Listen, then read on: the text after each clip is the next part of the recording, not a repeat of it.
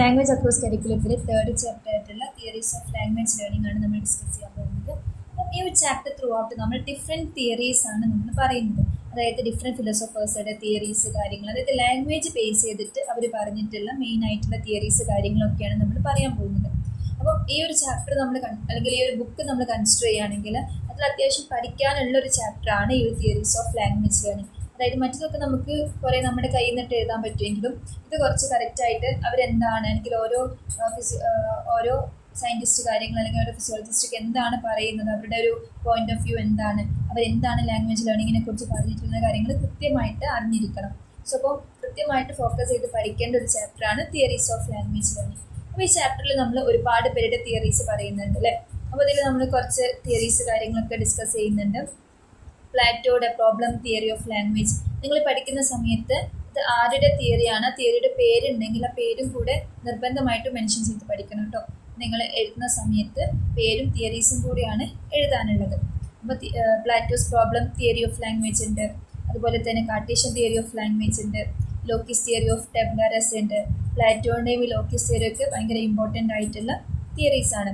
അതുപോലെ Skinner's imitation theory, Chomsky's universal grammar theory, Schumann's cultural theory, Krashen's monitor theory, Piaget's view on education, അതുപോലെ വൈക്കോസിസ് cultural tool for language learning. ഇങ്ങനെ ഒരു 5-6 തിയറീസാണ് നിങ്ങൾക്ക് ഈ ഒരു ചാപ്റ്ററിൽ മെയിനായിട്ട് പഠിക്കാനുള്ളത്. ഓക്കെ, സോ ഇതാണ് തിയറീസ് ഓഫ് ലാംഗ്വേജ് ലേണിംഗ്. അപ്പോൾ ഫസ്റ്റ് നമ്മൾ ഒരു ഇൻട്രൊഡക്ഷൻ, ഇപ്പോൾ ഇതിൽ ഏത് തിയറി ചോദിച്ചാലും, നിങ്ങളുടെ ഒരു എസ്സേക്കോ ഏത് തിയറി ചോദിച്ചാലും ഫസ്റ്റ് നിങ്ങൾ എന്തായാലും ഒരു ലാംഗ്വേജ് ലേണിങ്ങിനെ കുറിച്ച് ഒരു ഇൻട്രൊഡക്ഷൻ എഴുതണം അല്ലേ. അത് ഏത് തിയറിക്കും നിങ്ങൾ ഒറ്റ ഇൻട്രൊഡക്ഷൻ പഠിച്ചാൽ മതി, എല്ലാ തിയറീസിനും ആ ഒരു ഇൻട്രൊഡക്ഷൻ കൊടുത്താൽ മതി. അപ്പോൾ മെയിനായിട്ട് നമ്മൾ ലാംഗ്വേജ് ലേണിംഗ് കൊണ്ട് ഉദ്ദേശിക്കുന്നത് വെച്ചാൽ ലാംഗ്വേജ് ഡെവലപ്മെൻ്റ് ആണ്. നമ്മളിപ്പോൾ ഒരു ലാംഗ്വേജ് ലേൺ ചെയ്യാം മീൻസ് ലാംഗ്വേജ് ഡെവലപ്പ് ചെയ്യാന്നല്ലേ അതിൻ്റെ മീനിങ്. അപ്പം അത് ആക്ച്വലി ഒരു ഭയങ്കര സ്ലോ ആയിട്ട് നടക്കുന്ന പ്രോസസ്സാണ്, especially in the case of first language അല്ലെങ്കിൽ മദർ ടങ്. അതിപ്പോൾ ഈ മദർ ടങ് അല്ലെങ്കിൽ ഫസ്റ്റ് ലാംഗ്വേജിൻ്റെ കേസിൽ എന്ന് വെച്ചാൽ നമ്മൾ പോലും അറിയാതെ ഒരു ഇൻഫോർമലി ഒരു സ്ലോലി നടക്കുന്ന ഒരു പ്രോസസ്സാണ് ലാംഗ്വേജ് ലേണിംഗ് കൊണ്ട് ഉദ്ദേശിക്കുന്നത്. ഓക്കെ, അപ്പോൾ ഈ ഒരു ലാംഗ്വേജ് ലേണിംഗ് എന്ന് വെച്ചാൽ നമ്മൾ ഫോർമലി പഠിക്കാറുണ്ട്, ഇൻഫോർമലി ഉണ്ട്. അപ്പം ഈ ഒരു ലാംഗ്വേജ് ലേണിംഗ് എന്ന് പറയുന്നത് ഒരു സ്കില്ലായിട്ടാണ് കൺസിഡർ ചെയ്യുന്നത്. അതായത് ഇപ്പം സ്കിന്നർ പോലെയുള്ള അത്രയും ഫേമസ് ആയിട്ടുള്ള ആളുകൾ ഒരു ലാംഗ്വേജ് ലേണിങ്ങിനെയും ഒരു സ്കില്ലായിട്ടാണ് കാണുന്നത്. അപ്പോൾ ഒരുപാട് ലാംഗ്വേജ് പഠിക്കുക മീൻസ് അതും ഒരു സ്കില്ലായിട്ടാണ് കാണുന്നത്. ഇപ്പോൾ നമ്മൾ പലപ്പോഴും ഈ ഇൻ്റർവ്യൂസിന് വേണ്ടി CV ഒക്കെ ഉണ്ടാക്കുന്ന സമയത്ത് നമുക്കറിയാവുന്ന അല്ലെങ്കിൽ നമുക്ക് ഏറ്റവും കൂടുതൽ യൂസ് ചെയ്യാൻ കഴിയുന്ന ലാംഗ്വേജസ് എഴുതുമല്ലേ. അപ്പോൾ അതിൽ കൂടുതൽ ലാംഗ്വേജസ് ഉള്ളത് എപ്പോഴും ഒരു പ്ലസ് പോയിന്റ് ആണ്. ബിക്കോസ് ഒരാൾ ഒന്നിൽ കൂടുതൽ ലാംഗ്വേജ്, ഒരാൾ മൾട്ടി ലിംഗ്വൽ ആവുക എന്ന് പറഞ്ഞാൽ അതും ഒരു സ്കില്ലായിട്ടാണ് നമ്മൾ കൺസിഡർ ചെയ്യുന്നത്. സോ ലാംഗ്വേജ് ലേണിങ്ങിന് അത്രയും ഇമ്പോർട്ടൻസ് ഉണ്ട് നമ്മുടെ ഒരു ലൈഫിൽ എന്ന് പറയുമ്പോൾ. മെയിനായിട്ട് ലാംഗ്വേജ് എന്താണ്, നമ്മൾ കമ്മ്യൂണിക്കേഷൻ ആയിട്ടല്ലേ യൂസ് ചെയ്യുന്നത്. അപ്പം ഈ ലാംഗ്വേജ് നമ്മൾ വേറെ ലാംഗ്വേജ് ആകുമ്പോൾ നമ്മളത് പഠിച്ചെടുക്കുന്നു അല്ലേ. അപ്പം ഒരു ലാംഗ്വേജ് പഠിച്ചെടുക്കുക എന്ന് പറഞ്ഞാൽ എന്താണ്, അതിൻ്റെ ഗ്രാമർ നോക്കിയിട്ട് അതിൻ്റെ ഡിഫറെൻറ്റ് റൂൾസ് നോക്കിയിട്ട് അതിൻ്റെ വേർഡ്സ് എങ്ങനെ അറേഞ്ച് ചെയ്ത് ഇതെല്ലാം നോക്കിയിട്ട് പഠിക്കുന്നതിനെയാണ് നമ്മളൊരു ലാംഗ്വേജ് ലേണിംഗ് എന്നുള്ളൊരു കാര്യം കൊണ്ട് ഉദ്ദേശിക്കുന്നത് കേട്ടോ. അപ്പം ഹ്യൂമൻസ് പലപ്പോഴും ഇപ്പം അത് ഒരുപാട് ഒരു കോൺട്രഡിക്റ്റ് ഉള്ള സംഭവമാണ്. ചില ഫിസിയോളജിസ്റ്റ് പറയുന്നതെന്ന് വെച്ചാൽ ലാംഗ്വേജ് എന്ന് വെച്ചാൽ ഓൾറെഡി നമ്മൾ ഇന്നേറ്റ് ആയിട്ടുള്ള ഒരു എബിലിറ്റി എന്ന് പറയുന്നത്. അത് ജനിക്കുമ്പോൾ തന്നെ ഒരു കുട്ടിക്ക് ലാംഗ്വേജ് അറിയാം. അതുകൊണ്ടാണ് ആ കുട്ടി ഒരു 2-3 മാസത്തിനുള്ളിൽ തന്നെ കുട്ടി ചെറിയ ശബ്ദങ്ങളൊക്കെ ഉണ്ടാക്കാനും സംസാരിക്കാനൊക്കെ തുടങ്ങുന്നത്. പക്ഷേ ചിലർ പറയുന്നു ജനിക്കുമ്പോൾ എന്താണ് കുട്ടിയുടെ ബ്രെയിൻ ബ്ലാങ്ക് സ്ലേറ്റിലായിരിക്കും, ഒരു ബ്ലാങ്ക് സ്ലേറ്റ് പോലെയാണ്.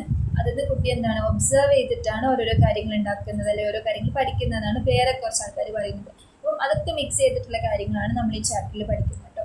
അതുപോലെ തന്നെ ലാംഗ്വേജ് എന്ന് വെച്ചാൽ ഒരു ലിവിങ് ക്രിയേച്ചർ പോലെയാണെന്നൊക്കെ നമുക്ക് എഴുതാം. ബിക്കോസ് നമ്മൾ ഓരോ ലാംഗ്വേജും എന്ത് ചെയ്യുന്നുണ്ട്, ഗ്രോ ചെയ്യുന്നുണ്ട്, അല്ലെങ്കിൽ ഓരോ ടൈമിനനുസരിച്ച് ചേഞ്ച് ചെയ്യുന്നുണ്ട്. ഇപ്പോൾ നമ്മൾ പണ്ട് യൂസ് ചെയ്തിരുന്ന ഒരുപാട് കാര്യങ്ങൾ ഇപ്പോൾ നമ്മൾ മാറ്റി പഠിക്കുന്നുണ്ട്, അല്ലെങ്കിൽ പുതിയ പുതിയ വേർഡ്സ് ഇപ്പോൾ വരുന്നുണ്ട്, പ്രൊണൗൺസിയേഷനിലെ തെറ്റുകൾ മനസ്സിലാവുന്നുണ്ട്, അല്ലെങ്കിൽ അത് യൂസ് ചെയ്യുന്ന സംഭവങ്ങൾ പുതിയ പുതിയ വേർഡ്സ് വരുന്നുണ്ട്. അങ്ങനെ അപ്പോൾ ലാംഗ്വേജും എന്താണ് ഒരു ലിവിങ് ക്രിയേച്ചർ പോലെ വളർന്നുകൊണ്ടിരിക്കുന്ന ഒരു സംഭവമാണ്.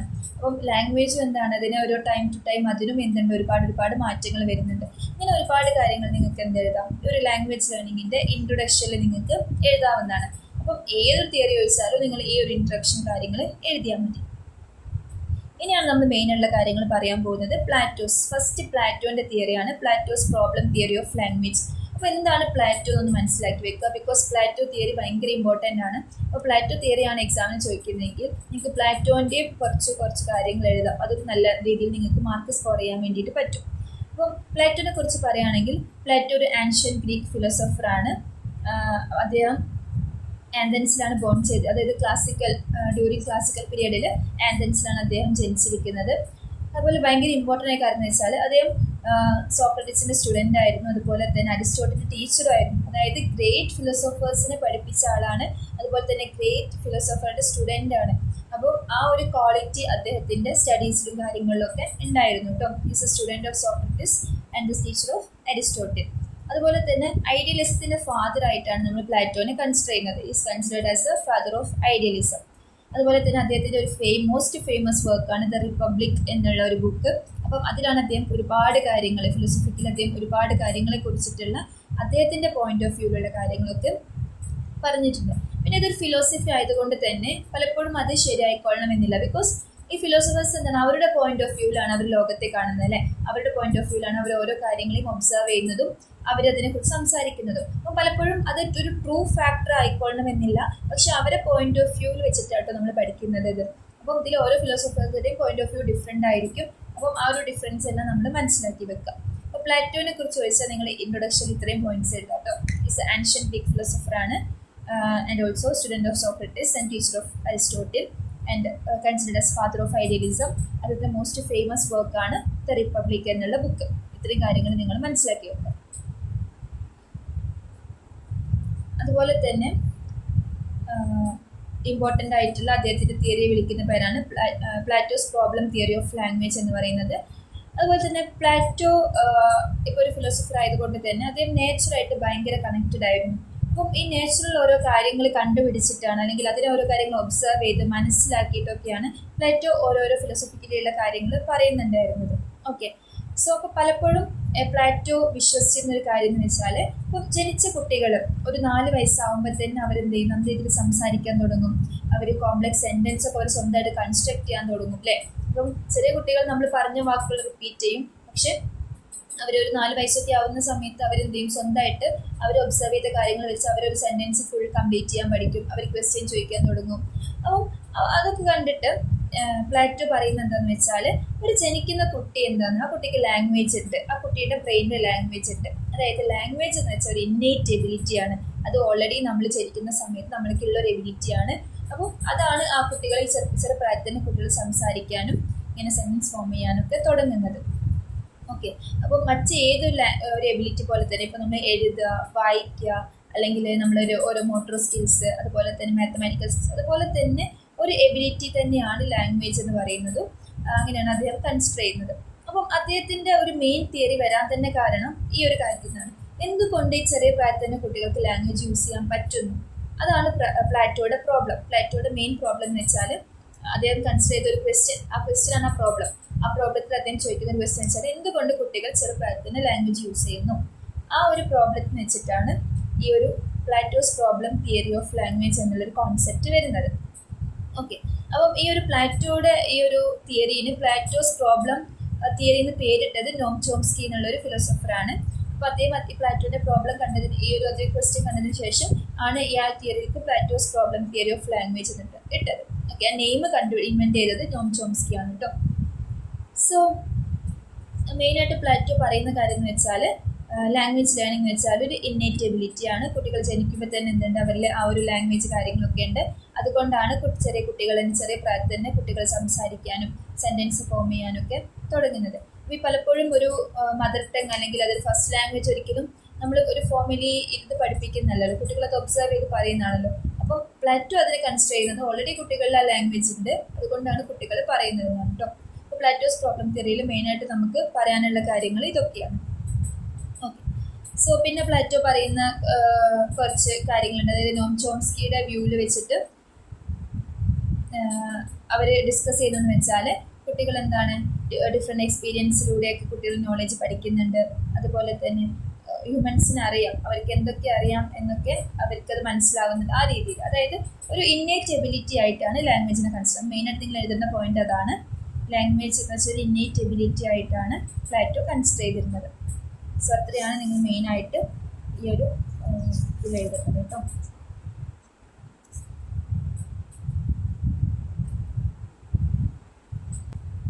So the next theory is Cartesian theory of language production. So Cartesian theory എന്ന് വെച്ചാൽ ഫ്രഞ്ച് ഫിലോസഫറായിട്ടുള്ള ഡിസ്കാർട്ടസ് ആണ് ഈ ഒരു തിയറി പറഞ്ഞിരിക്കുന്നത്. സോ അപ്പോൾ അദ്ദേഹം പറഞ്ഞു വെച്ചാൽ ലാംഗ്വേജ് ലേണിംഗ് എന്ന് വെച്ചാൽ ഒരു സിമ്പിൾ ഈസി പ്രോസസ്സാണ്. അതായത് ഇപ്പോൾ ലാംഗ്വേജ് പഠിക്കാൻ വേണ്ടി ഭയങ്കര രീതിയിലുള്ള സ്ട്രെസ് കാര്യങ്ങളൊന്നും ആവശ്യമില്ല. നമുക്ക് സിമ്പിളായിട്ട് എന്ത് ചെയ്യാം, ലാംഗ്വേജ് പഠിച്ചു പോകാൻ പറ്റും. ഇതൊരു സിമ്പിൾ ഈസി പ്രോസസ് ആയിട്ടാണ് അദ്ദേഹം കൺസിഡർ ചെയ്തത്. ഒരുപാട് അറ്റൻഷൻ കൊടുത്ത് കുട്ടികളെ ഭയങ്കര ഫോർമലി അങ്ങനെ ഇരുത്തി പഠിപ്പിക്കേണ്ട കാര്യമല്ല ലാംഗ്വേജ്. കുട്ടികൾ ത്രൂ ഒബ്സർവേഷനിലൂടെയും അതിലൂടെയൊക്കെ എന്ത് ചെയ്യുന്നുണ്ട്, ഈ ഒരു ലാംഗ്വേജ് ലേണിംഗ് അതായത് ഒരു സിമ്പിളായിട്ട് ഈസി ആയിട്ട് കുട്ടികൾ നടന്നു പോകുന്ന ഒരു കാര്യമാണ്. ഓക്കെ, അപ്പോൾ അദ്ദേഹം എന്താണ്, പ്ലാറ്റോനെ പോലെ തന്നെ ഈ ഒരു ലാംഗ്വേജ് ഒരു ഇന്നേറ്റ് എബിലിറ്റി ആണ് എന്ന് വിശ്വസിച്ചിരുന്ന ഒരാളാണ് കേട്ടോ. അതായത് ഓൾറെഡി കുട്ടികൾ മനസ്സിലാകുന്നുണ്ട്, അതിനെ ജസ്റ്റ് ത്രൂ എഡ്യൂക്കേഷനിലൂടെയൊക്കെ എന്ത് ചെയ്യാണ്, അത് പുറത്തേക്ക് വരികയാണ് എന്നുള്ള കാര്യങ്ങളിലൊക്കെയാണ് അദ്ദേഹം വിശ്വസിച്ചിരുന്നത്. ഓക്കെ, സോ അപ്പം ലാംഗ്വേജ് പ്രൊഡക്ഷൻ മീൻസ്, അപ്പം അദ്ദേഹത്തിൻ്റെ തിയറിയുടെ പേരെന്താണ്, Cartesian theory of language production എന്നാണല്ലോ. ഈ ലാംഗ്വേജ് പ്രൊഡക്ഷൻ എന്നുള്ളത് കൊണ്ട് അദ്ദേഹം എന്താണ് ഉദ്ദേശിച്ചതെന്ന് വെച്ചാൽ സ്പോക്കൺ ഓർ റിട്ടേൺ ലാംഗ്വേജിൻ്റെ പ്രൊഡക്ഷൻ ആണ് കേട്ടോ. അപ്പം കുട്ടികൾ ഒരു കുറേ സെൻറ്റൻസ് കാര്യങ്ങളൊക്കെ വെച്ചിട്ട് കുട്ടികൾ ഒരു സെൻറ്റൻസ് ഫോം ചെയ്യുന്നു അല്ലെങ്കിൽ എഴുതുന്നു, ഇതിനെയാണ് അദ്ദേഹം പ്രൊഡക്ഷൻ കൊണ്ട് ഉദ്ദേശിച്ചത്. അപ്പോൾ സ്പോക്കൺ ഓർ റിട്ടേൺ ലാംഗ്വേജിൻ്റെ പ്രൊഡക്ഷനാണ് ഈ ഒരു language theory of language production കൊണ്ട് ഉദ്ദേശിക്കുന്നത് കേട്ടോ. അപ്പോൾ ഇദ്ദേഹം എന്താണ്, പ്ലാറ്റോൻ്റെ തിയറിയെ ഏറെക്കുറെ സപ്പോർട്ട് ചെയ്തിരുന്ന തിയറി ആയിരുന്നു ഈ കാർട്ടീഷ്യൻ തിയറി ഓഫ് ലാംഗ്വേജ് പ്രൊഡക്ഷനിലുള്ള ഡെസ്കാർട്ടസിൻ്റെ തിയറിയും. അത്ര ഇമ്പോർട്ടൻ്റ് അല്ല, പ്ലാറ്റോ തിയറി ഭയങ്കര ഇമ്പോർട്ടൻ്റ് ആണ്. സോ അതിൽ മെയിനായിട്ട് വരുന്ന കാർട്ടീഷ്യൻ ലിംഗ്വിസ്റ്റിക്സിൽ മെയിനായിട്ട് കവർ ചെയ്യുന്ന കുറച്ച് തീംസ് ഉണ്ട്. അത് first one man versus brute, അതുപോലെ തന്നെ freedom from instinct, deep structure versus surface structure, pot royal grammar, ഇങ്ങനെ കുറച്ച് കാര്യങ്ങൾ അതിൽ പറയുന്നുണ്ട്. അപ്പോൾ മാൻ വേഴ്സസ് ബ്രൂട്ട് എന്ന് വെച്ചാൽ ഒരു മനുഷ്യനും ഒരു ക്രൂരനും തമ്മിലുള്ള ഡിഫറൻസ്. അപ്പം അതിൽ ഡിഫറെൻറ്റ് സിഗ്നൽസ് ഉണ്ടാവും അല്ലേ. അപ്പോൾ മനുഷ്യനും അതുപോലെ തന്നെ ആനിമൽസും തമ്മിലുള്ള ഡിഫറൻസ് എന്താണ്, നമുക്ക് വിസിബിൾ ആണല്ലേ. അതുപോലെ തന്നെ ഓരോ കാര്യങ്ങളിലും എന്തുണ്ട്, ഈ ഒരു ഓരോരോ ഡിഫറെൻറ്റ് കാര്യങ്ങളുണ്ടായിരിക്കും. അതായത് ഇപ്പോൾ മനുഷ്യൻ യൂസ് ചെയ്യുന്ന പോലെയല്ല മൃഗങ്ങൾ ലാംഗ്വേജ് യൂസ് ചെയ്യുക അല്ലേ. അതുപോലെ തന്നെ എല്ലാത്തിനും അതിൻ്റേതായിട്ടുള്ള ഒരു സൈഡ് ഉണ്ട്. സോ ഹ്യൂമൻ ബീയിങ്സ് എന്ന് വെച്ചാൽ ഏറ്റവും ക്രിയേറ്റീവായിട്ട് ലാംഗ്വേജ് കാര്യങ്ങളൊക്കെ യൂസ് ചെയ്യുന്ന ആൾക്കാരാണ്. പക്ഷേ ആനിമൽസ് എങ്ങനെയാണ്, അവരുടെ രീതിയിലൊരു കമ്മ്യൂണിക്കേഷൻ, അതൊരു നമ്മൾ അക്കോർഡിംഗ് ടു അസ് അതൊരു പ്യുവറായിട്ടുള്ള ഒരു കമ്മ്യൂണിക്കേഷനായിട്ട് നമ്മൾ കൺസിഡർ ചെയ്യുന്നില്ല അങ്ങനെ. അതുപോലെ തന്നെ ഫ്രീഡം ഫ്രം ഇൻസ്റ്റിങ്ക്റ്റുകൾ ഉദ്ദേശിക്കുന്നതെന്ന് വെച്ചാൽ നമ്മൾ ഡിഫറെൻറ്റ് ഇൻസ്റ്റിങ്ക്ട്സിൽ നമ്മൾ എന്ത് ചെയ്യുന്നുണ്ട്, ഓരോരോ കാര്യങ്ങൾ പഠിക്കുന്നുണ്ട്. ഇപ്പം എന്തെങ്കിലും ചെറിയ ഇൻസ്റ്റിങ്ക്റ്റ് കാര്യങ്ങൾ അല്ലെങ്കിൽ നമ്മുടെ ഒരു ചില സിമ്പിൾസ് കാര്യങ്ങളിലൊക്കെ നമ്മൾ കുറേ കാര്യങ്ങൾ നമുക്ക് പഠിക്കാൻ പറ്റും. അതുപോലെ തന്നെ ഡിഫറെൻറ്റ് സൗണ്ട്സ് കാര്യങ്ങളൊക്കെ വെച്ചിട്ട് നമ്മൾ ഡിഫറെൻറ്റ് കാര്യം, അതായത് ഇപ്പോൾ നമ്മൾ സംസാരിക്കുന്ന സമയത്ത് ഓരോ ടോണിനും ഡിഫറൻസ് ഉണ്ട് അല്ലേ. ഇപ്പോൾ നമ്മൾ ദേഷ്യപ്പെട്ട് പറയുന്ന കാര്യം നമുക്ക് സിമ്പിളായിട്ട് ഒരു സീരിയസ്നെസ് ഇല്ലാതെ പറയാൻ പറ്റും അങ്ങനെ. അപ്പോൾ നമ്മുടെ ടോണിനെയും ഒരുപാട് എന്ത് ചെയ്യുന്നുണ്ട്, ഈ ഒരു ലാംഗ്വേജിൽ ടോൺ എന്നുള്ളൊരു കാര്യം ഇമ്പോർട്ടൻ്റ് ആണ്. അതുപോലെ തന്നെ ഗ്രാമർ എന്നുള്ള കാര്യം ഭയങ്കര ഇമ്പോർട്ടൻ്റ് ആയിട്ടുള്ളൊരു കാര്യമാണ്. ബിക്കോസ് നമ്മളിപ്പോൾ ഏതൊരു ലാംഗ്വേജ് എടുക്കുകയാണെങ്കിലും ആ ലാംഗ്വേജിന് എന്തുണ്ട്, പ്രോപ്പറായിട്ടുള്ള ഗ്രാമർ കാര്യങ്ങളുണ്ട്. ഈ ഗ്രാമർ കാര്യങ്ങൾ ബേസ് ചെയ്തിട്ടാണ് എല്ലാ ലാംഗ്വേജും ബിൽഡ് ചെയ്തിരിക്കുന്നത്. അപ്പോൾ നമ്മളൊരു പുതിയ ലാംഗ്വേജ് പഠിക്കുക മീൻസ് ഫസ്റ്റ് നമ്മളതിൻ്റെ ഒരു കുറച്ച് ആവശ്യമുള്ള സംഭവങ്ങളൊക്കെ പഠിക്കുക, ഒരു ഡെയിലി കമ്മ്യൂണിക്കേഷന് വേണ്ടിയിട്ടുള്ള. അപ്പോൾ അതിന് ശേഷമാണ് നമ്മൾ എന്ത് ചെയ്യുന്നത്, പ്രോപ്പറായിട്ട് ഗ്രാമറൊക്കെ പഠിച്ചിട്ട് ഒരു സെൻറ്റൻസ് ഫോം ചെയ്യണമെങ്കിലൊക്കെ പ്രോപ്പർ ഗ്രാമർ കാര്യങ്ങളൊക്കെ അറിഞ്ഞിരിക്കും. So the next very important topic is Loki's theory of tabula rasa. എല്ലാം ഇമ്പോർട്ടൻ്റ് ആണ്, ഒരുപാട് പ്രാവശ്യം എക്സാമിന് ചോദിച്ചിട്ടുണ്ട് കേട്ടോ. അപ്പോൾ ലോക്കി എന്താണ്, ഒരു ഫേമസ് ഫിലോസഫറാണ്. അദ്ദേഹത്തിൻ്റെ ഒരു ഫേമസ് ആയിട്ടുള്ള കോൺസെപ്റ്റ് ഓഫ് ടാബുല റസ എന്ന് പറയുന്നത്. അപ്പോൾ the word tabula rasa means it's a blank slate. Okay, tabula റസേൻ്റെ മീനിങ് എന്ന് വെച്ചാൽ ബ്ലാങ്ക് സ്ലേറ്റ് എന്നാണ് അതിൻ്റെ മീനിങ്. അപ്പം ഈ പ്ലാറ്റോൻ്റെ തിയറിയെ കംപ്ലീറ്റ്ലി ഒപ്പോസ് ചെയ്യുന്ന തിയറിയാണ് ലോക്കീസ് തിയറി എന്ന് പറയുന്നത്. പ്ലാറ്റോ വിശ്വസിച്ചിരുന്നതെന്ന് വെച്ചാൽ ജനിക്കുന്ന കുട്ടിക്ക് എന്തുണ്ട്, ഒരു ഇന്നേറ്റ് എബിലിറ്റി പോലെ ലാംഗ്വേജ് ഉണ്ട്, ആ കുട്ടിക്ക് കൃത്യമായിട്ട് ലാംഗ്വേജ് അറിയാമെന്നാണ് ലോക്കി വിശ്വസിച്ചിരുന്നത്. പക്ഷേ ലോക്കിയല്ല, പ്ലാറ്റോ വിശ്വസിച്ചിരുന്നത്. പക്ഷേ ടാബുല റസയിലൂടെ ലോക്കി പറയുന്നത് വെച്ചാൽ ജനിക്കുന്ന ഒരു കുട്ടിക്ക് എന്തില്ല, ഒരിക്കലും ആ കുട്ടിയുടെ ഒരിക്കലും ഒരു ഇന്നേറ്റ് എബിലിറ്റി ലാംഗ്വേജ് കിട്ടുന്നില്ല. ഒരു ജനിക്കുന്ന കുട്ടിയുടെ ബ്രെയിൻ എന്ന് വെച്ചാൽ ബ്ലാങ്ക് സ്ലേറ്റ് പോലെ ആയിരിക്കും, അതിലൊന്നും ഉണ്ടായിരിക്കില്ല. ത്രൂ സെൻസറി എക്സ്പീരിയൻസിലൂടെയാണ് ഓരോരുത്തരും ഡിഫറെൻറ്റ് കാര്യങ്ങൾ പഠിക്കുന്നത്. അപ്പോൾ ലാംഗ്വേജും എങ്ങനെയാണ്, എക്സ്പീരിയൻസിലൂടെയാണ് ഒരു കുട്ടി പഠിക്കുന്നത്. അതായത് ജനിക്കുന്ന കുട്ടി എന്ത് ചെയ്യുന്നു, ചുറ്റുപാടും പാരൻസിനെ ഒബ്സർവ് ചെയ്യുന്നുണ്ട്, സിബ്ലിങ്സിനെ ഒബ്സർവ് ചെയ്യുന്നുണ്ട്, ചുറ്റുപാട് നെയ്ബേഴ്സിനെ ഒബ്സർവ് ചെയ്യുന്നുണ്ട്, ഫ്രണ്ട്സിനെ ഒബ്സർവ് ചെയ്യുന്നുണ്ട്. അപ്പം അവരുടെയൊക്കെ സംസാരം കേട്ടിട്ടാണ് ഈ കുട്ടി, അതായത് ത്രൂ എക്സ്പീരിയൻസ്. അപ്പോൾ അതൊരു സെൻസറി എക്സ്പീരിയൻസ് ആണ്. ഇപ്പോൾ കേൾവി എന്ന് വെച്ചൊരു സെൻസറി എക്സ്പീരിയൻസ് ആണ്. അപ്പോൾ അതിലൂടെയാണ് കുട്ടികൾ എന്ത് ചെയ്യുന്നത്, ലാംഗ്വേജ് ഡെവലപ്പ് ചെയ്തെടുക്കുന്നത് എന്നാണ് ടാബുലാ റസയിൽ ലോക്കി പറയുന്നത് കേട്ടോ. സോ അത് ഭയങ്കര ഇമ്പോർട്ടൻ്റ് ആണ്. അപ്പം നമ്മൾ ജനിക്കുന്ന കുട്ടി, ഒരു കുട്ടി വളരുന്നതോടുകൂടി കുട്ടിയുടെ ബ്രെയിനും ഡെവലപ്പ് ചെയ്ത് വരികയാണ്. അങ്ങനെയാണ് ആ കുട്ടികൾക്ക് എന്ത് ചെയ്യുന്നത്, എഴുതാനും വായിക്കാനും ഒക്കെ കുട്ടികൾ പഠിക്കുന്നത്. സോ അപ്പം ഒരുപാട് എക്സ്പീരിയൻസിൽ അപ്പോൾ ഈ ഒരു ചുറ്റുള്ള എൻവിറോൺമെൻറ്റ് എന്ത് ചെയ്യുന്നുണ്ട്, അതിനെ നന്നായിട്ട് ഇൻഫ്ലുവൻസ് ചെയ്യുന്നുണ്ട്. സോ അപ്പോൾ ഇതൊക്കെയാണ് ലോക്കീസ് തിയറി ഓഫ് ടാബുലാ റസയിൽ മെയിനായിട്ട് പറയുന്നത്. അപ്പോൾ ഈ ലോക്കി എക്സ്പീരിയൻസ് എന്നുള്ളൊരു കാര്യം പറഞ്ഞല്ലോ. അപ്പോൾ അദ്ദേഹം ഡിഫറെൻറ്റ് എക്സ്പീരിയൻസസിന് ഇമ്പോർട്ടൻസ് കൊടുത്തിട്ടുണ്ടായിരുന്നു. അപ്പോൾ അതേ പറഞ്ഞ എക്സ്റ്റേണൽ എക്സ്പീരിയൻസ് ഉണ്ട്, ഇൻറ്റേർണൽ എക്സ്പീരിയൻസ് ഉണ്ട്, സിംപ്ലിസിറ്റി ഉണ്ട്, കോംപ്ലക്സിറ്റി, ഇതൊക്കെ എന്താണ് അദ്ദേഹം എക്സ്പീരിയൻസിൽ ഇൻക്ലൂഡ് ചെയ്തിട്ടുള്ള കാര്യങ്ങളായിരുന്നു. അപ്പോൾ ഒരു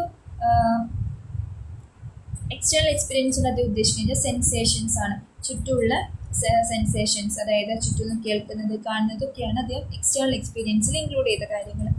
അതുപോലെ തന്നെ ഇൻറ്റേർണൽ എക്സ്പീരിയൻസിൽ പറയുന്നത് റിഫ്ലക്ഷനാണ്, അതായത് അവർക്കൊരു കാര്യം മനസ്സിലായിട്ട് അവരതിൽ നിന്ന് ഉണ്ടാക്കുന്ന തോട്ട് പ്രോസസ്സ് കാര്യങ്ങളൊക്കെ, അതായത് ഇപ്പം ഒരു കാര്യങ്ങൾ മനസ്സിലാകുന്നു, പിന്നെ ആ കുട്ടി അപ്പം ആ ഒരു കുട്ടി ആ ഒരു കാര്യത്തിൽ ചിന്തിക്കുന്നു. അപ്പോൾ അത് ആ കുട്ടിക്ക് ഡിഫറെൻറ്റ് ബിലീഫ്സും പിന്നെയും റിമെമ്പർ ചെയ്യാനും അല്ലെങ്കിൽ ചില കാര്യങ്ങൾ ഡൗട്ട് ചെയ്യാനും കുട്ടി തുടങ്ങും അല്ലേ. അപ്പം ഒരു റിഫ്ലക്ഷൻ പോലെ ഒരു കാര്യങ്ങൾ മനസ്സിലാക്കി കഴിഞ്ഞാൽ അത് നമ്മൾ തന്നെ ക്വസ്റ്റ്യൻ ചെയ്യുന്ന അങ്ങനത്തെ കുറച്ച് എക്സ്പീരിയൻസ് ആണ് internal experience. Then simplicity and complexity എന്ന് വെച്ചാൽ സിമ്പിൾ ഐഡിയാസ്, അതായത് ഇപ്പോൾ നമ്മൾ എന്തെങ്കിലും ഒരു കാര്യം പറയുകയാണെങ്കിൽ അതിൽ സിമ്പിളായിട്ട് നമുക്ക് ഭയങ്കര സിമ്പിളായിട്ടുള്ള കോൺസെപ്റ്റ് ഉണ്ടായിരിക്കും, കോംപ്ലക്സ് ആയിട്ടുള്ള കോൺസെപ്റ്റ് ഉണ്ടായിരിക്കില്ല. അപ്പോൾ ഇത് രണ്ടിലൂടെയും നമുക്ക് എന്ത് ചെയ്യാൻ പറ്റും, ഒരുപാട് എക്സ്പീരിയൻസ് കാര്യങ്ങൾ കിട്ടും. ആ ഒരു സിമ്പിൾ എലമെൻറ്റ്സിലൂടെയും അല്ലെങ്കിൽ കോംപ്ലക്സ് എലമെൻറ്റ്സിലൂടെയും നമുക്ക് എന്ത് ചെയ്യാൻ പറ്റും, ഡിഫറെൻറ്റ് എക്സ്പീരിയൻസ് കിട്ടും.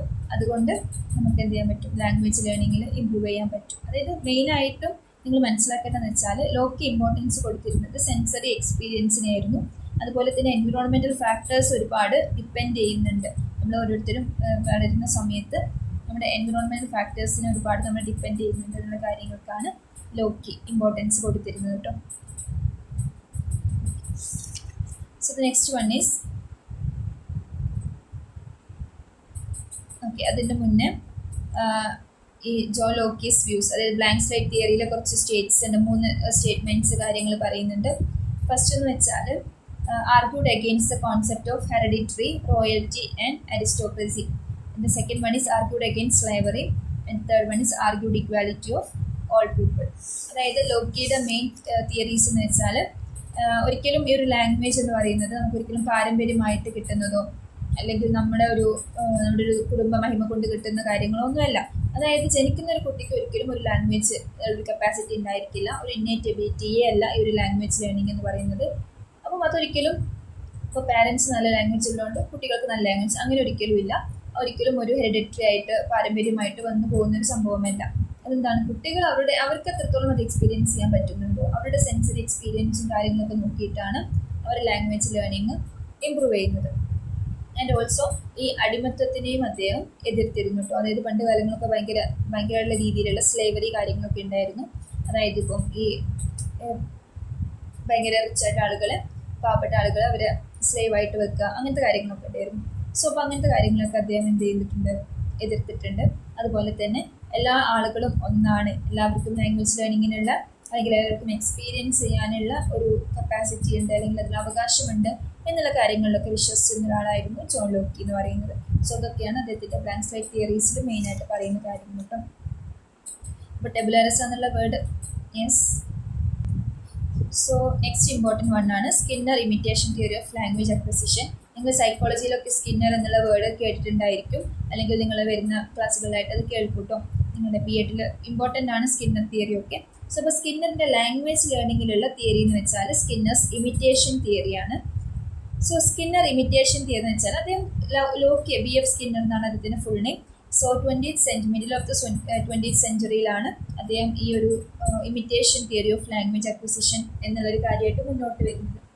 നമ്മളിപ്പോൾ നേരത്തെ പറഞ്ഞ ലോക്കിയുടെ ഐഡിയാസിനെ ഭയങ്കര രീതിയിൽ സപ്പോർട്ട് ചെയ്യുന്ന ഐഡിയ ആണ് സ്കിന്നറുടേത്. അതുകൊണ്ട് തന്നെ പ്ലാറ്റോൻ്റെ ഐഡിയാസിനെ വരെ എന്ത് ചെയ്യുന്നുണ്ട്, ഒപ്പോസ് ചെയ്യുന്നുണ്ട്.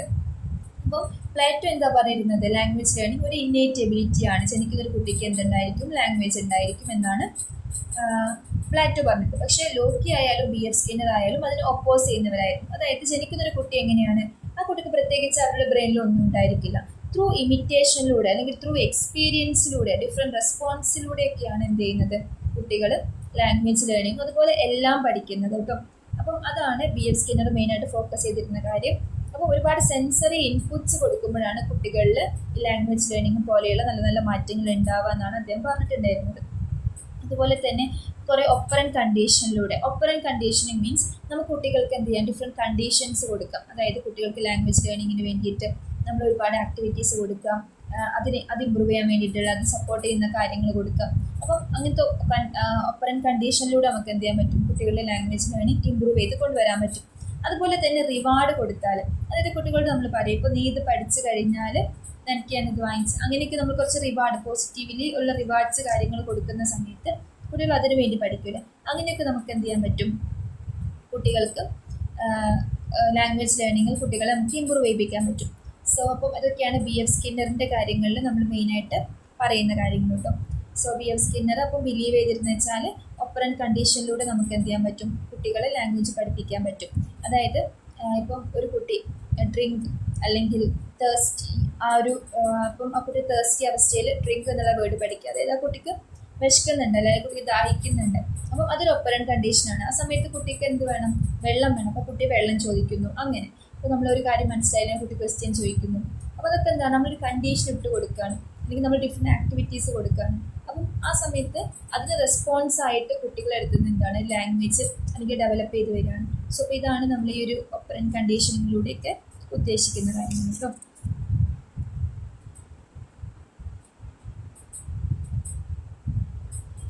ദെൻ അക്കോർഡിംഗ് ടു സ്കിന്നർ മെയിനായിട്ടും ലാംഗ്വേജ് പഠിക്കുന്നതിന് 4 കീ എലമെൻറ്റ്സ് ഉണ്ട് എന്നാണ് അവർ പറയുന്നത്. സോ അതാണ് സ്റ്റിമുലസ്, റെസ്പോൺസ്, റീഇൻഫോഴ്സ്മെൻറ്റ്, റിപ്പീറ്റേഷൻ. ഭയങ്കര ഇമ്പോർട്ടൻ്റ് ആണ് കേട്ടോ ഈ 4 എലമെൻറ്റ്സ്, നിർബന്ധമായിട്ടും ഇത് പഠിച്ചിരിക്കണം. So stimulus, response, reinforcement, repetition. അപ്പം ഈ ഒരു 4 കീ എലമെൻറ്റ്സിലൂടെയാണ് കുട്ടികളെ ലാംഗ്വേജ് ലേൺ ചെയ്യുന്നതെന്നാണ് സ്കിന്നർ പറയുന്നത്. സ്റ്റിമുലസ് നമുക്കറിയാം, നമ്മുടെ ചുറ്റുമുള്ള എക്സ്പീരിയൻസ് ആണ് നമ്മുടെ സ്റ്റിമുലസ്. അപ്പം എനിക്ക് വിശക്കുന്നുണ്ടെങ്കിൽ എനിക്ക് വിശക്കുന്നു എന്ന് പറയുന്നത് ആ വിശപ്പ് അവിടെ സ്റ്റിമുലസ് ആണ്. അല്ലെങ്കിൽ അതിന് ചുറ്റുമുള്ള ഒരുപാട് ഫാക്ടേഴ്സ്, എൻവയോൺമെൻറ്റ് ഫാക്ടേഴ്സ് അതിനെന്ത് ചെയ്യുന്നുണ്ട്, എഫക്ട് ചെയ്യുന്നത്. അതൊക്കെ എന്താണ്, സ്റ്റിമുലസ് ആണ്. നമ്മൾ ലാംഗ്വേജ് ലേണിങ്ങിന് വേണ്ടിയിട്ട് നമ്മൾ ഹെൽപ്പ് ചെയ്യുന്നതെല്ലാം സ്റ്റിമുലസ് ആണ്.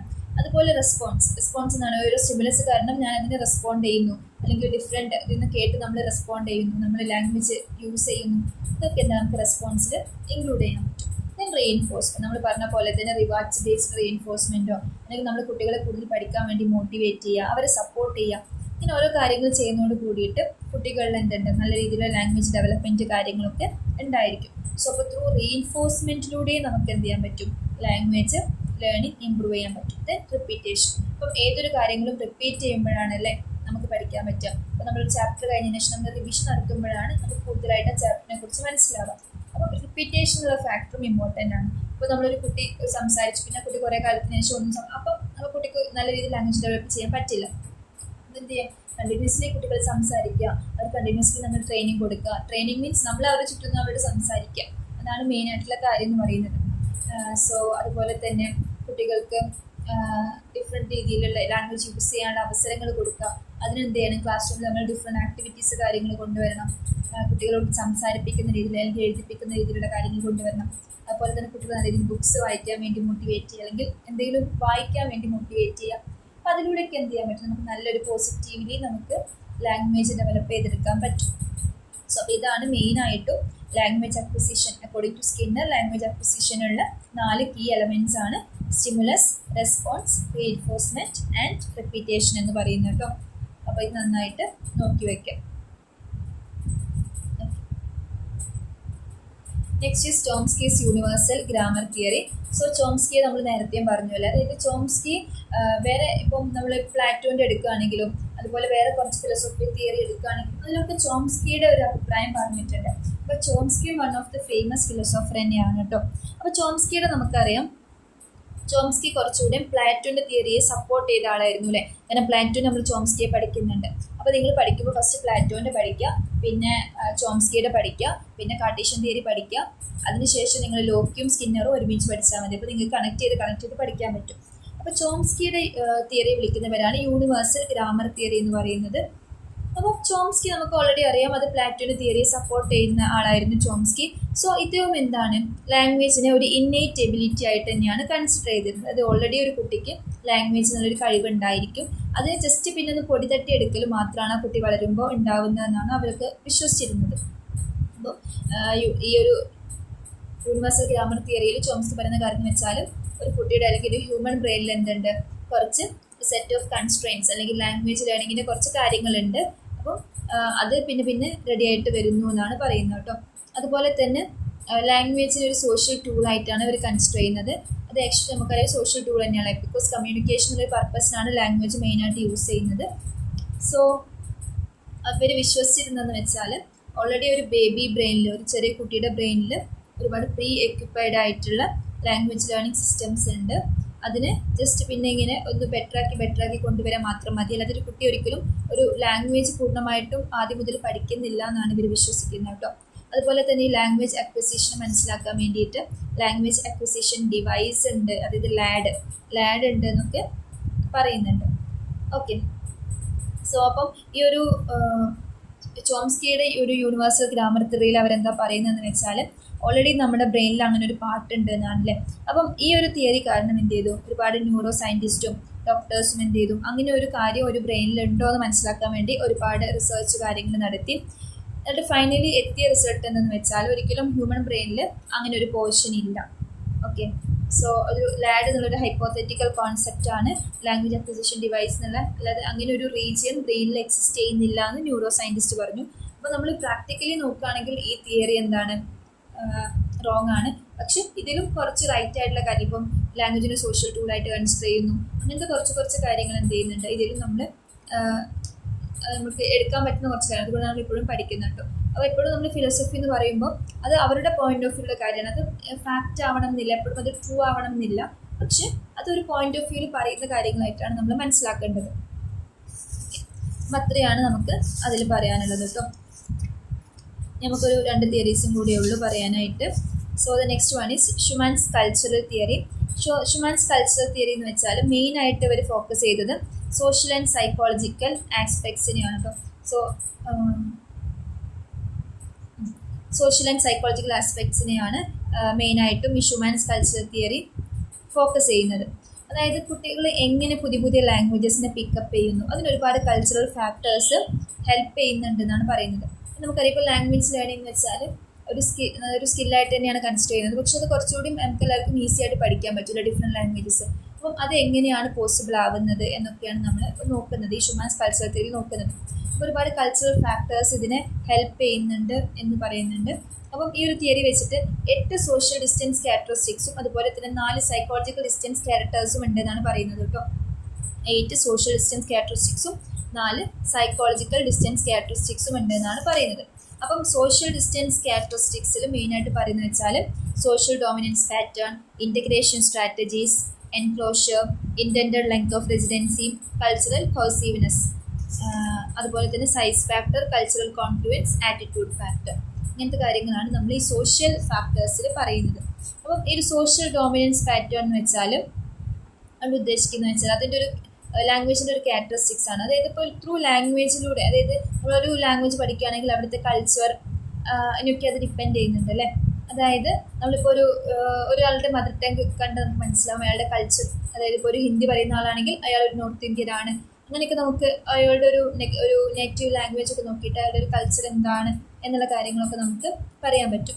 അപ്പം നമ്മൾ ഒരിക്കലും ഒരു ലാംഗ്വേജ് എന്തല്ല സുപ്പീരിയറോ അല്ലെങ്കിൽ ഒരു ലാംഗ്വേജ് എല്ലാത്തിനും ഭയങ്കര ഒരു നല്ലൊരു ഇതാണ് അങ്ങനെ ഒരു കൺസിഡറേഷൻ ഇല്ല. എല്ലാ ലാംഗ്വേജിനും എന്തുണ്ട്, അതിൻ്റേതായിട്ടുള്ള ഒരു ക്വാളിറ്റി കാര്യങ്ങളൊക്കെ ഉണ്ട്. അതുപോലെ തന്നെയാണ് ഇപ്പം എൻക്ലോഷറോട് നമ്മൾ ഉദ്ദേശിക്കുന്നതെന്ന് വെച്ചാൽ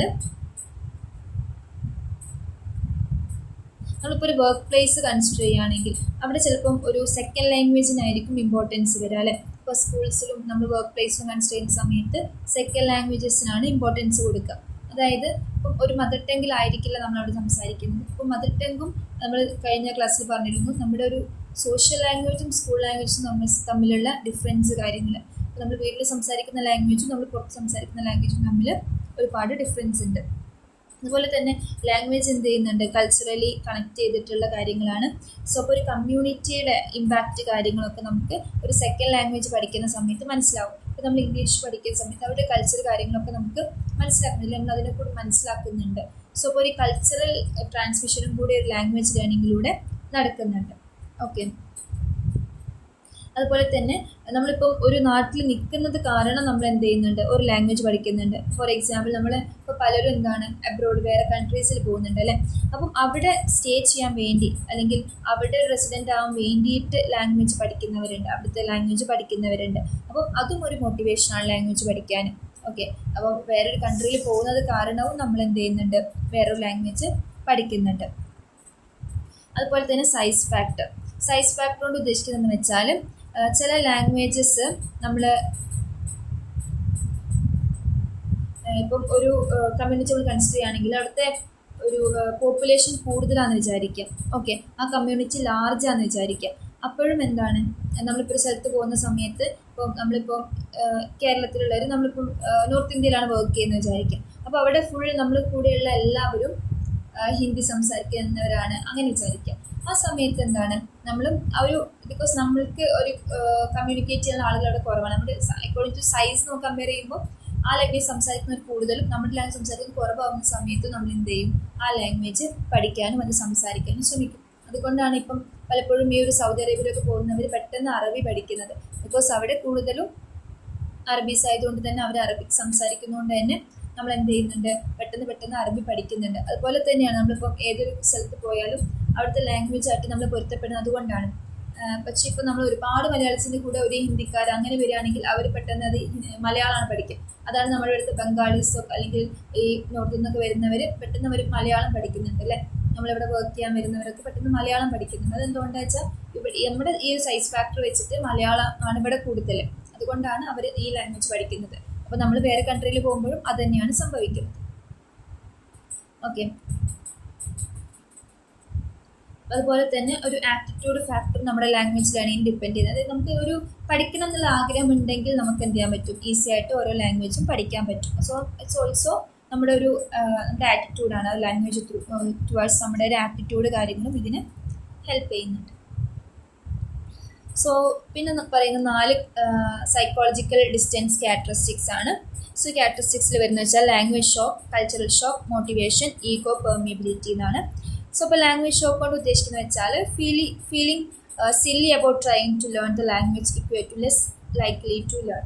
അതായത് നമുക്ക് ഇഷ്ടപ്പെട്ട ലാംഗ്വേജ്, ഒരു ലാംഗ്വേജ് ഇഷ്ടപ്പെട്ടാണ് പഠിക്കുന്നതെങ്കിൽ അത് പെട്ടെന്ന് പഠിക്കാൻ പറ്റുമെന്നാണ് ഒരു സൈക്കോളജിക്കൽ ഫാക്ടറിൽ പറയുന്നത്. ഓക്കെ.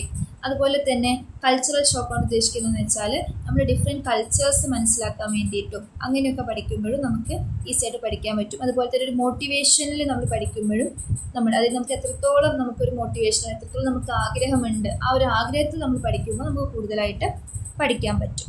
സോ ഇപ്പോൾ ഇത്രയും കാര്യങ്ങളൊക്കെയാണ് ഈ ഒരു സൈക്കോളജിക്കൽ ഡിസ്റ്റൻസ് ഫാക്ടേഴ്സിലും പറയുന്നത്.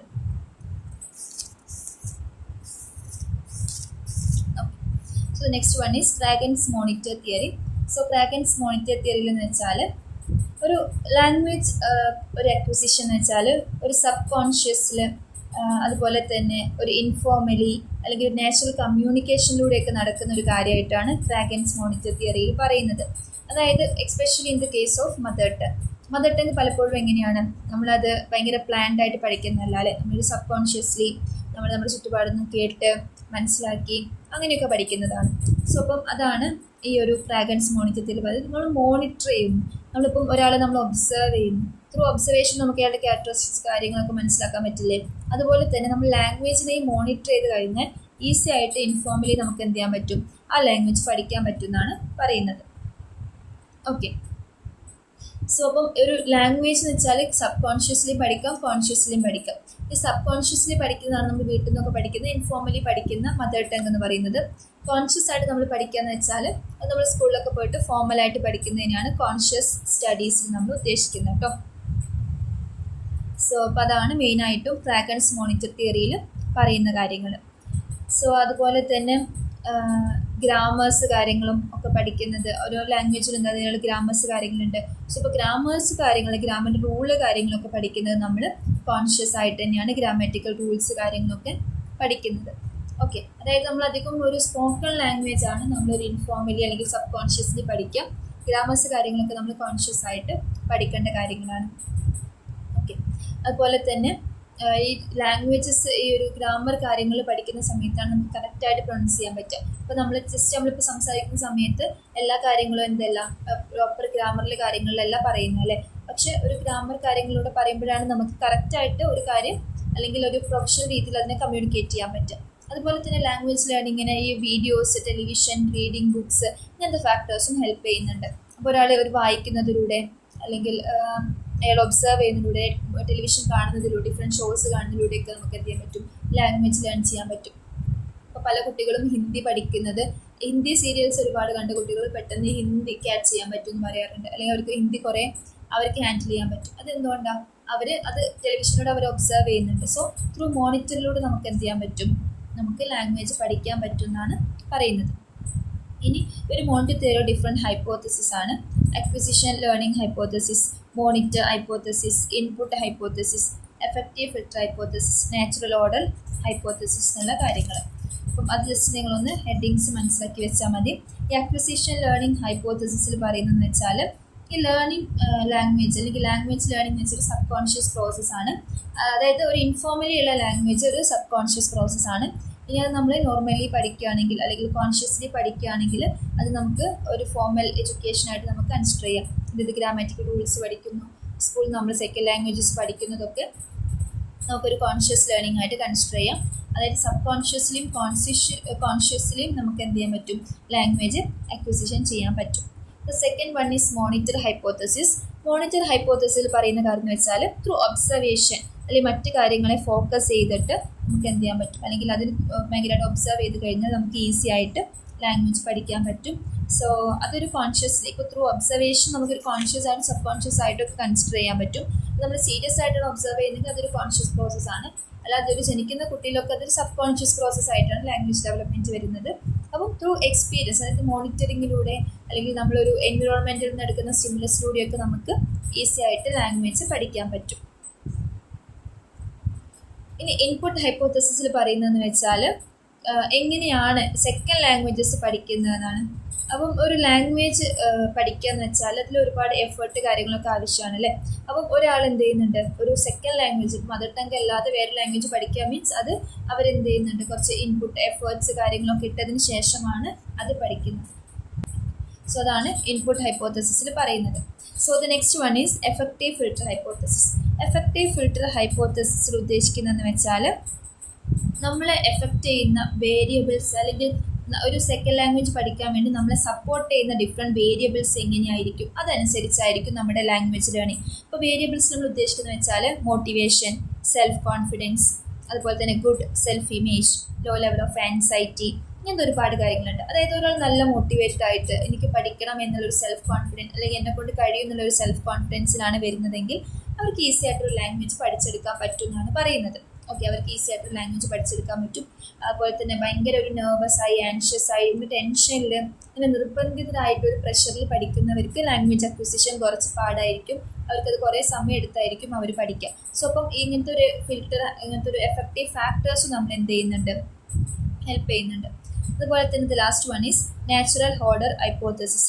സോ നാച്ചുറൽ ഓർഡർ ഹൈപ്പോത്തസിസ് ഉദ്ദേശിക്കുന്നതെന്ന് വെച്ചാൽ ഒരു ലേണറുടെ ഏജ്, അതുപോലെ തന്നെ അവരുടെ ഒരു ബാക്ക്ഗ്രൗണ്ട് ആയിട്ടുള്ള ഫസ്റ്റ് ലാംഗ്വേജ് ഏതാണോ, അല്ലെങ്കിൽ അവർക്ക് എത്രത്തോളം ഒരു എക്സ്പോഷർ ഇത് പഠിക്കാൻ വേണ്ടി കിട്ടുന്നുണ്ട്, ഇങ്ങനത്തെ കാര്യങ്ങളൊക്കെ നോക്കിയിട്ടായിരിക്കും അവർക്ക് ലാംഗ്വേജ് ലേണിംഗ് ഈസി ആവോ ടഫ് ആവോ നമ്മൾ പറയാം.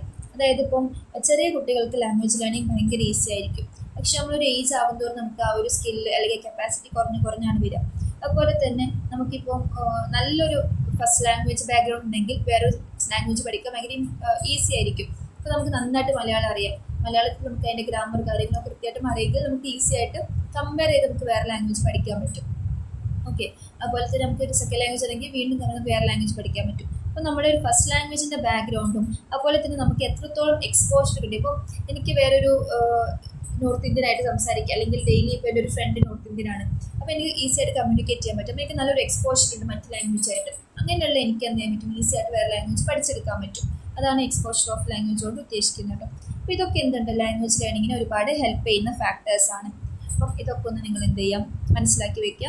ഇതൊക്കെ ഈ ഒരു ഗ്രാഗൻസ് മോണിറ്റർ തിയറിയുടെ ഹൈപ്പോത്തസിസ് ആണ്. 5 ഹൈപ്പോത്തസിസ് ഉണ്ട്.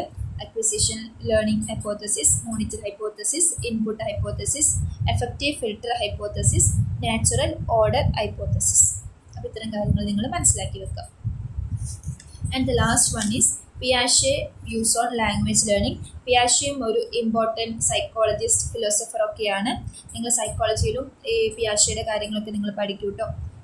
അപ്പോൾ പിയാഷെയുടെ ലാംഗ്വേജ് ലേണിങ്ങിനെ കുറിച്ചുള്ള വ്യൂസ് കാര്യങ്ങൾ പറയുന്നത് വെച്ചാൽ, അദ്ദേഹം പറയുന്നത് വെച്ചാൽ ലാംഗ്വേജ് ലേണിംഗ് എന്ന് വെച്ചാൽ ഒരു കപ്പാസിറ്റി, അതായത് ഹ്യൂമൻ സ്പീഷ്യസിന് മൊത്തമായിട്ടുള്ള ഒരു കപ്പാസിറ്റിയാണ് ഒരു ലാംഗ്വേജ് ലേണിംഗ് എന്നുകൊണ്ട് ഉദ്ദേശിക്കുന്നത്. ഓക്കെ, ഇതിനൊരു ഒരു ജെനറ്റിക് എപ്പിസ്റ്റമോളജിസ്റ്റ് ആയിട്ടാണ് അദ്ദേഹം കൺസിഡർ ചെയ്യുന്നത്. അതായത് ഓരോ കുട്ടികൾക്കും ഈ ഒരു ലാംഗ്വേജ് ലേണിംഗ് എന്നുള്ള കാര്യം ഡിഫറെൻ്റ് ആയിരിക്കും. എല്ലാവർക്കും അതിനുള്ള കഴിവുണ്ടെങ്കിലും എല്ലാവരും അത് എങ്ങനെ പഠിക്കുന്നു, അല്ലെങ്കിൽ എത്രത്തോളം പഠിക്കുന്നു, എത്രത്തോളം അതിൻ്റെ കപ്പാസിറ്റി ഡിഫറെൻ്റ് ആയിരിക്കും. ഒരുപാട് ജെനറ്റിക്സ് ഫാക്ടേഴ്സ് കാര്യങ്ങളൊക്കെ അതിനെ ഡിപ്പെൻഡ് ചെയ്യുന്നുണ്ട്, അല്ലെങ്കിൽ നമ്മുടെ ഓരോ സമയത്തുള്ള ഏജ് കാര്യങ്ങൾ എല്ലാം അതിനെ ഡിപ്പെൻഡ് ചെയ്യുന്നുണ്ട് കേട്ടോ. അപ്പം അതുപോലെ തന്നെ പക്ഷേ ഇത് ഒരു ജെനറ്റിക്സ് ആയിട്ട് അദ്ദേഹം കൺസിഡർ ചെയ്യുന്നുണ്ട്. പക്ഷേ അതൊരിക്കലും നമ്മുടെ ഒരു, അതായത് അദ്ദേഹം കൺസിഡർ വെച്ചാൽ ഒരു ബ്രെയിൻ ഫങ്ഷൻ ആയിട്ടാണ് കൺസിഡർ ചെയ്യുന്നത്. അല്ലാതെ ഒരിക്കലും നമ്മുടെ നിറം നോക്കിയിട്ടോ, നമ്മുടെ കാസ്റ്റ് നോക്കിയിട്ടോ, റിലീജിയൻ നോക്കിയിട്ടോ, കൾച്ചർ നോക്കിയിട്ടോ ഒന്നും അല്ല അതിൽ ഡിഫറൻസ് പറയുന്നത്. അങ്ങനത്തെ ഒരു ഫാക്ടേഴ്സും ഇതിനെ ഡിപ്പെൻഡ് ചെയ്യുന്നില്ല. ഓരോരുത്തരുടെയും ബ്രെയിൻ ഫങ്ഷൻ വെച്ചിട്ട് ലാംഗ്വേജ് ലേണിങ്ങിന് അത് ഡിപ്പെൻഡ് ചെയ്യുന്നുണ്ടെന്നാണ് അദ്ദേഹം പറയുന്നത്.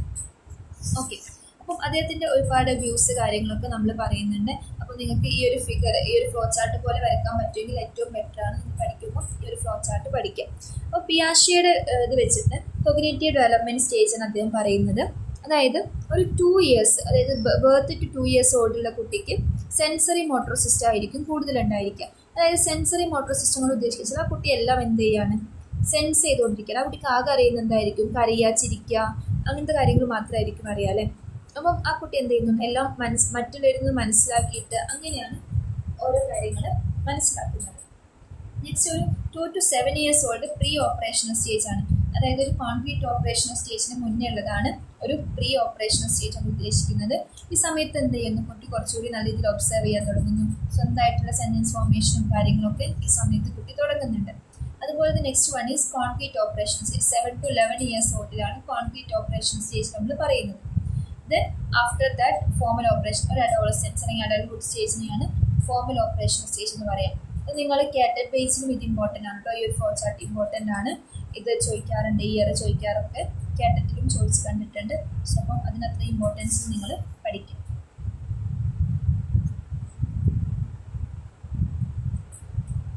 സോ അപ്പം അതാണ് മെയിനായിട്ടും പിയാഷെയുടെ രീതിയിലുള്ള ഒരു ലാംഗ്വേജ് ലേണിങ്ങിനെ കുറിച്ചുള്ള വ്യൂസ് കാര്യങ്ങളെന്ന് പറയുന്നത്. സോ അപ്പം ഒരു കുട്ടി ജനിക്കുന്ന സമയത്ത് ഭയങ്കര ഒരു ലിമിറ്റഡ് സെറ്റ് ഓഫ് ബിഹേവിയർ മാത്രമേ കുട്ടിക്ക് ഉണ്ടാവുള്ളൂ അല്ലേ.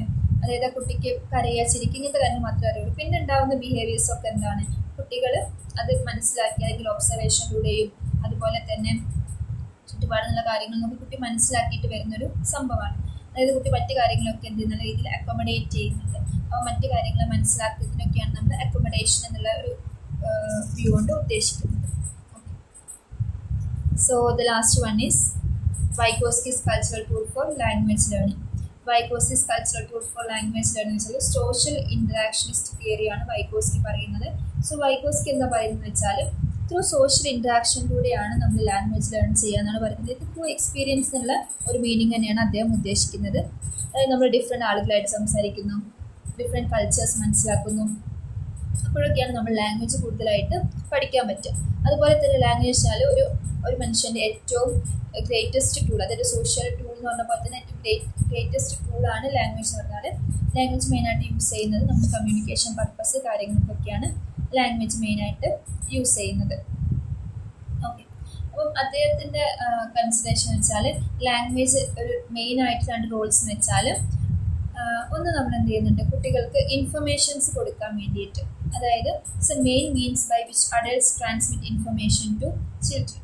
അതുപോലെ തന്നെ ഇമ്പോർട്ടൻ്റ് ആയിട്ടുള്ള ഒരു കാര്യമാണ് നമ്മൾ എന്തുണ്ട് ഇൻ്റലക്ച്വൽ അഡാപ്റ്റേഷനും കാര്യങ്ങൾക്കൊക്കെ ഒരു പവർഫുൾ ടൂളായിട്ട് യൂസ് ചെയ്യുന്നുണ്ട്. അതായത് മെയിനായിട്ട് അദ്ദേഹം പറയുന്ന കാര്യം എന്ന് വെച്ചാൽ ലാംഗ്വേജ് കമ്മ്യൂണിക്കേഷൻ യൂസ് ചെയ്യുന്നുണ്ട്, അതുപോലെ ഇൻ്റലക്ച്വൽ ഡെവലപ്മെൻറ്റിനും കാര്യങ്ങൾക്കൊക്കെ നമുക്ക് ലാംഗ്വേജ് യൂസ് ചെയ്യും. അപ്പം അദ്ദേഹത്തിൻ്റെ കൺസിഡറേഷനിൽ സ്പീച്ച് ഡെവലപ്മെൻറ്റിന് 3 സ്റ്റേജസ് ഉണ്ടെന്നാണ് അദ്ദേഹം പറയുന്നത്. സോഷ്യൽ സ്പീച്ച് സ്റ്റേജ് ഉണ്ട്, അതുപോലെ തന്നെ ഈഗോ സെൻട്രിക് സ്റ്റേജ് ഉണ്ട്, ദെൻ ഇന്നർ സ്പീച്ച് സ്റ്റേജും ഉണ്ട്. ഈ 3 സ്റ്റേജസ് ആണ് അദ്ദേഹം അതിൽ പറയുന്നത്. അതിൽ ഫസ്റ്റ് വൺ ഈ സോഷ്യൽ സ്പീച്ച് സ്റ്റേജ് ആണ് ഫസ്റ്റ് സ്റ്റേജ്. അതായത് നമ്മളതിനെ എക്സ്റ്റേണൽ സ്പീച്ച് സ്റ്റേജ് എന്ന് വിളിക്കും. മെയിനായിട്ടും ഒരു 2 ഇയേഴ്സിലാണ് നമ്മൾ ഈ 0 to 2 ഇയേഴ്സ് വരെയുള്ള കുട്ടികളിലാണ് ഈ ഒരു സോഷ്യൽ സ്പീച്ച് സ്റ്റേജ് നമ്മൾ കാണുന്നത്. അതായത് കുട്ടികൾ ഒരിക്കലും അവർ ഭയങ്കര വലിയ വലിയ സെൻറ്റൻസ് പറയാതെ മെയിനായിട്ട് അവർ ചെയ്യുന്നതാണ്, അവർ ക്രൈ ചെയ്യും, ചിരിക്കും, അവർ ഇങ്ങനെ ഭയങ്കര സ്ക്രീം ചെയ്യും, ഷൗട്ട് ചെയ്യും, ഇങ്ങനത്തെ കാര്യങ്ങളൊക്കെയാണ് എന്ത് ചെയ്യുന്നത് കുട്ടികൾ പറയുന്നതിൽ ആ ഒരു ഏജിൽ പറയുന്നത്. ഇതിനെയാണ് നമ്മൾ സോഷ്യൽ സ്പീച്ച് അല്ലെങ്കിൽ എക്സ്റ്റേണൽ സ്പീച്ച് സ്റ്റേജ് നമ്മൾ ഉദ്ദേശിക്കുന്നത്. ഓക്കെ, അപ്പോൾ ചെറിയ ചെറിയ സെൻറ്റൻസേ കുട്ടികളെ സമയത്ത് പറയുള്ളൂ. അതായത് എനിക്ക് ഇപ്പം ഐ വാണ്ട് മിൽക്ക്, അങ്ങനെ ചെറിയ ചെറിയ സെൻറ്റൻസ് കാര്യങ്ങളൊക്കെയാണ് കുട്ടികൾ ആ സമയത്ത് പറയുന്നത്. പിന്നെ second one is egocentric stage or private speech.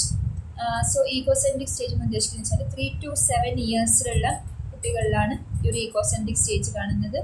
അപ്പോൾ കുട്ടികൾ അവർക്ക് വേണ്ട കാര്യങ്ങളൊക്കെ ഇങ്ങനെ സംസാരിക്കാനൊക്കെ സ്റ്റാർട്ട് ചെയ്യുന്ന ഒരു സ്റ്റേജും കൂടിയാണത്.